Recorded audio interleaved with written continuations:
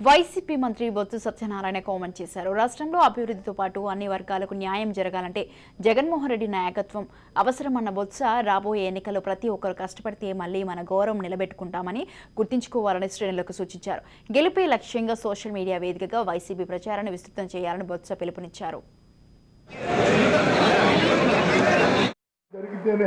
మీకు మంచి జరిగింది అనుకుంటేనే నా కోటమ్మని అడిగిన ముఖ్యమంత్రి అడిగిన నాయకుడు ఈ భారతదేశ చరిత్రలో ఎవరు లేరు. ఒకే ఒక్క నినాదం జగన్మోహన్ రెడ్డి గారు, రెండో నినాదం పేన గుర్తు. చంద్రబాబు నాయుడు వదిలా ఇప్పుడు టైప్ రాసిన ఎంతమందికి 30 మంది రాసిన ప్రతి తప్పు చేశారు. ఆ 30 మంది అభివృద్ధిలో జగన్మోహన్ రెడ్డి గారు నియమించారా? సచివాలయ వ్యవస్థ అంటే అది మన బయలుదేరి మన జగన్మోహన్ రెడ్డి మా మనసు నుంచి వచ్చింది. సెక్రటరీ కానీ వాలంటీర్ కానీ ఐఏఎస్ ఆఫీసర్ మనం కాదు కదా. ఐఏఎస్ ఆఫీసర్ జగన్మోహన్ రెడ్డి గారు 5 సంవత్సరాలు చేశారు. చంద్రబాబు నాయుడు దగ్గర 5 సంవత్సరాలు చేశారు. కిరణ్ కుమార్ దగ్గర 2 సంవత్సరాలు చేశారు.